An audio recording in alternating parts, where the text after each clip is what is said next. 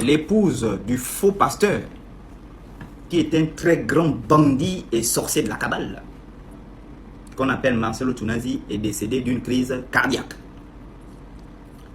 Je ne vois pas les gens venir écrire sur Facebook ou sur les statuts WhatsApp, venir dire Dieu a frappé cette femme-là ou la famille Marcelo pour toutes les manipulations et les faussetés, l'endoctrinement négatif des peuples, notamment celui du Congo et de l'Afrique francophone en général. Tout le banditisme qu'il organise, la sorcellerie, les mensonges qu'il enseigne. Je ne vois pas les gens venir dire non, c'est certainement Dieu qui a frappé cette famille-là parce qu'ils sont des bandits. Mais si c'était moi qui étais décédé d'une crise cardiaque, oh, mes frères et sœurs, j'allais faire aujourd'hui où je vous parle là, j'allais faire le tour des statues, mon visage devait être partout. Vous voyez non, quand on vous dit on ne combat pas les rois de Dieu. Vous voyez le petit là, le petit Gabonais là, Dieu l'a frappé, Dieu a fait ceci, ne blaguez pas avec des serviteurs. Et les gens devaient prendre peur, oh c'est vrai, oh vraiment, on ne blague pas avec les rois de Dieu, des bêtises. Des bêtises.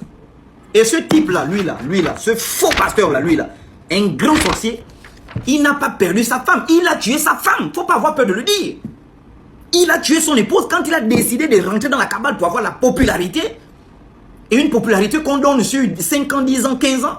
Après, eux-mêmes, les chefs de la Kabbale, parce que c'est un mouvement, c'est l'une des plus grandes sectes dangereuses, eux-mêmes, ils te tuent.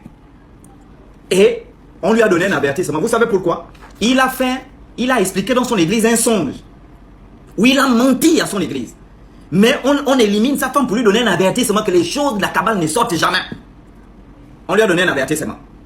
Il a fait un songe où il dit il a croisé Satan avec une foule. Et Satan était tellement beau. Et Satan lui a dit, je te donne la popularité. Il a dit non, il a refusé.